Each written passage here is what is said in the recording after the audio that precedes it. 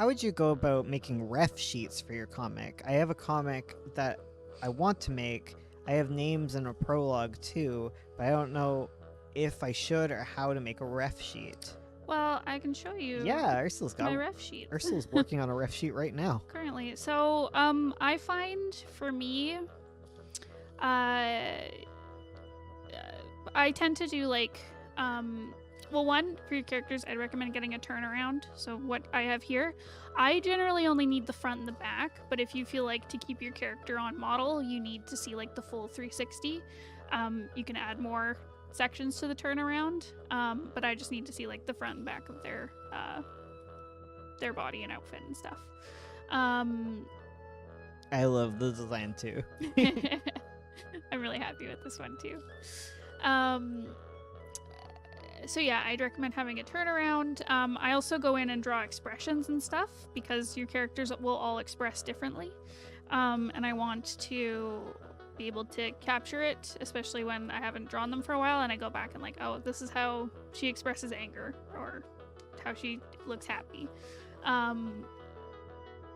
Yeah, so a few expressions, a turnaround. If you have like an important item, like, I don't know, a necklace or a weapon or whatever that they always have, design that as well. For backgrounds and stuff, I don't think I have any. You don't have any of your 9-point ones? I don't think I have any on here.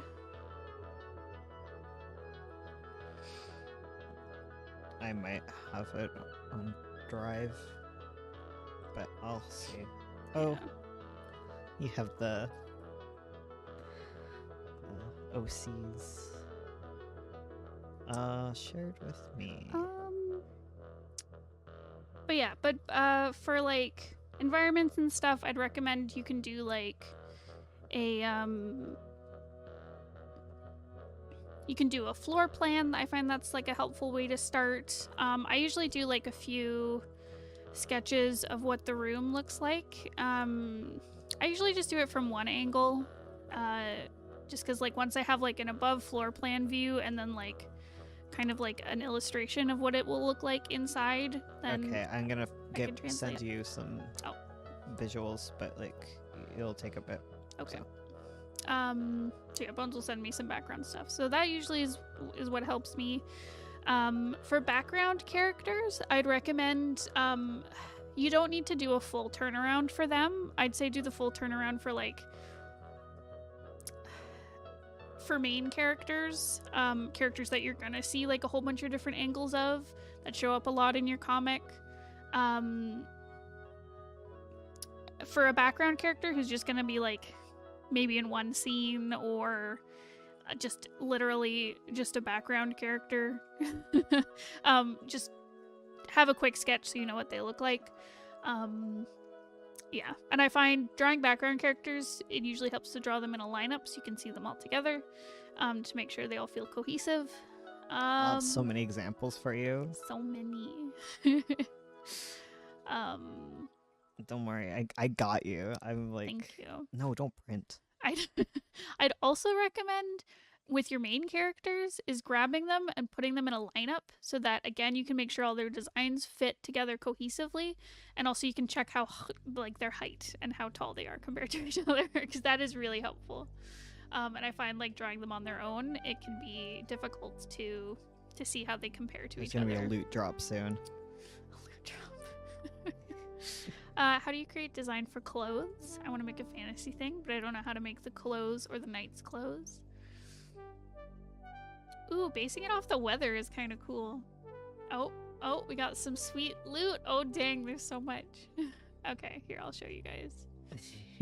So for some of these environments, I just did like, so this is the 9-point Empire from our comic 9-point. What? Oh, shoot, it's not on the screen. Wow, Ursula. There we go. So for this is just like a concept sketch. I was just like, how does this little medieval city look? So there's like the castle in the middle and just drawing like, so this one is more for the vibes. It's very like loose. Trying to figure out color palettes and stuff. Oh yeah, the I forgot that there's like a moat thing around the whole city. Yeah. That's important for the RP. This one is like an actual like setting for a scene in 9 Point. So because it's like outdoors, I didn't need to do like, and it's a very small setting, I didn't feel the need to do like a floor plan and like a whole bunch of different angles. It's just like they're in a little tiny clearing, there's trees, here's the colors I want, here's the fire. Yeah, so this one is very simple. I just needed a quick sketch. This one here is more kind of what I do if I have like a more detailed environment. So this is like the royal dining hall. I think. Yep. Yeah, it is. That's where they're eating in that one scene. Yeah. So there's a lot of close-ups of like the table they're sitting at, so I wanted like a good idea of what that looks like. Here's the floor plan. Here's a sketch of like how it will look like when I actually have it in the comic. So just like very general. They don't have to be super detailed. But yeah, just enough detail so that you can keep things on model. When I'm you're just doing them. sending you files because they're cute. I get to show off. Yeah, I guess so. Here I was figuring out in the opening scene of the 9 Point issue 2, Marble, our main fella, he's like walking through like a little forest path. So I did kind of like a pulled out view to get an idea of it, and then testing colors and stuff, and testing his colors inside the environment. And then I was also figuring out there's some scenes where they're climbing up a tree, so I also wanted to get a good idea of what that will look like. So yeah, you can be pretty sketchy with it, but it's good to have reference. Bones also sent me some character I'm lineups. sending so many things for you right now. So here's some characters. So these are background characters, so they don't need super detailed designs. I think they show up in like 1 or 2 scenes. Okay, I'm done now. But it's good to have a nice lineup of them. Here's They also, one thing secondary characters do that I don't know if you mentioned, some characters only exist in one environment, so it's good to make their colors work within one environment, Yes. while as your main characters have to work in multiple environments. That's true. So certain extras kind of almost become part of the set because they fit Yes. in it. True. So that's my hot tip. That's a good tip. You're welcome. So here's a main character. So here's Marble. So he gets like a full turnaround. Here's some sketches of me figuring out colors and stuff, and then his expressions. Yeah. Yeah. There are more. There is. Oh my god. There's so many for you So to many. show. So here's a bunch of like background extras who like these characters don't even get speaking parts. They're just in the background. So yeah, so I have them in a lineup to check out their heights. Some of them were patrons. Yeah, some of They're them not were patrons, Kickstarter backers. Yeah, I Have was their there. cats added. Yeah. OCs. Yeah, so it's very much just like figuring out their heights, making sure all their colors work together, making sure their designs look okay together. I don't have anyone standing out who's like looks weird compared to everyone else. Main man Marvin. Yeah. Exactly. And then here I did a turnaround of the castle, because this is like a very important setting that we'll probably get lots of views of from all angles, so I really wanted to figure out like how it looks from all sides. Yeah. And you designed several outfits throughout things too, because like Yeah, there's like issue 1 has like different outfits as well. totally. If you want to talk about that, I can give you 2 outfits Sure, to show you. go for it. I can Yeah, do this. when your characters get like an outfit change, I'd recommend designing it too. Because sometimes you want to show like the passage of time, or like depending on your story, like you don't want them always to have the same outfit. I'll try and find you some. It does look a little like a cake. It's delicious. It is. I Let's would eat that eat cake. 9 Point. Yum, Yum yum yum.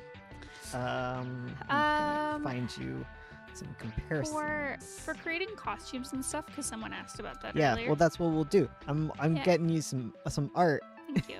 So for getting ideas for costumes, one, I'd recommend looking at like actual photos of say like armor.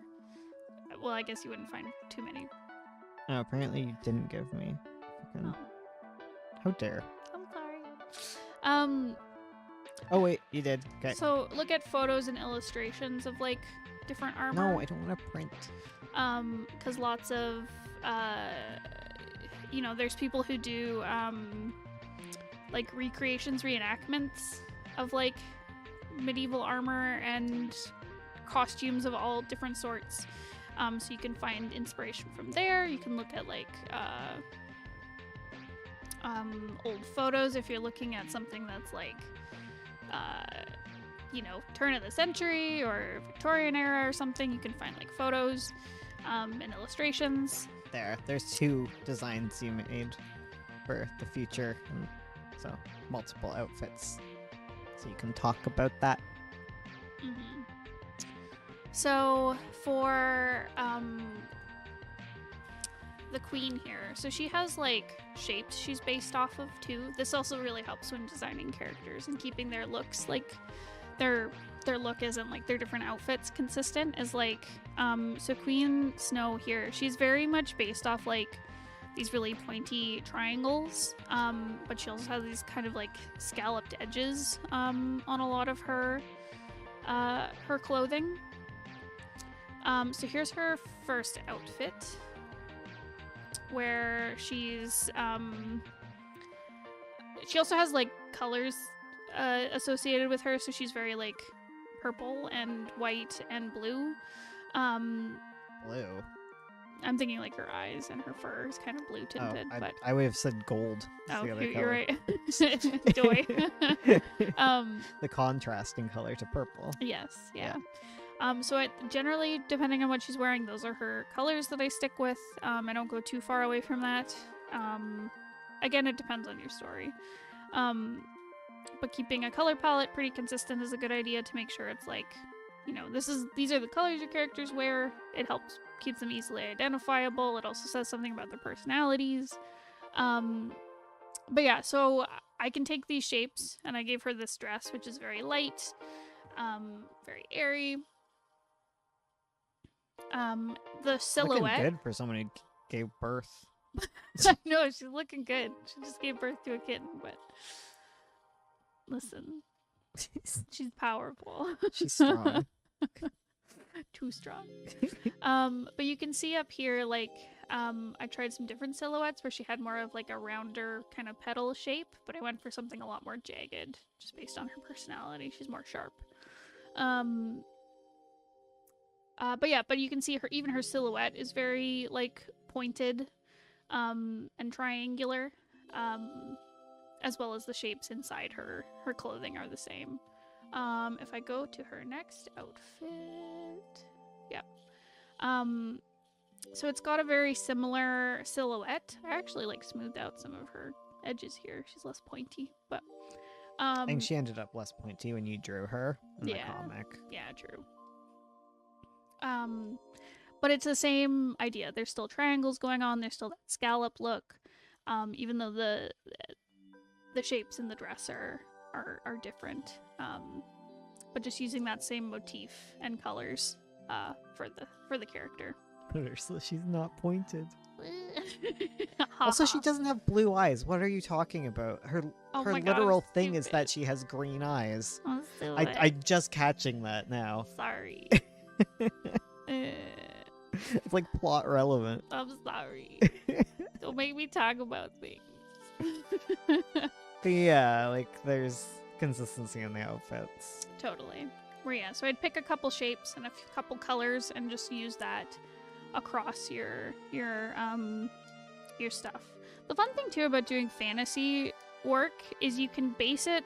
I'd say like pick a base of something, and it doesn't have to be like a particular like fashion trend from any era. But just basing it, say your knights are based off of like their armor is based off like seashells and coral or something, and like base it off those shapes and colors. Like you can go kind of all out with fantasy stuff. Have Yeah. fun with it. Have a good time. Yeah. But it is helpful to understand like the functionality of clothing too. Mhm. Like The main one I can think about is armor. yeah. Where you need to be able to bend your chest. Yes, you need to be able to like bend over and move and stuff because you need to move when you're fighting. And Yeah, because the chest plate only covers your chest, not your tummy. yes, exactly. Yeah, so understanding that can be really helpful. Yeah. Um Trying to figure out like what is possible because like they don't have elastics. yes. That's true, because like that was one thing that I was surprised about with like old stockings people would wear, is like you'd wear a belt over top of like your stocking. It's not like we have now where they're very elasticy and like nylon, Yeah. and can form fit. you'd have to kind of hold your leggings in place. Like, sorry, I'm thinking about things, but people would be like, "Oh, her tail's sticking out. Like, what about undies?" And I'm like, "Ha, you think they're wearing undies under those dresses when you have that many layers?" No. No, because like the dress is touching the floor. There's so many layers. There's multiple layers underneath. Having underwear or bloomers underneath that, Like, you don't need it. It just makes it harder to use the toilet. Exactly. Like you don't want to have to take something off. Yeah. You just want to like move all the skirts away. Yeah. So her tail can stick out fine. Yeah. Sorry, I don't know why I went on a tangent about the queen going commando. How dare you? How dare you do this to her? So yeah, Yeah. that's all about ref and design sheets and clothing and stuff.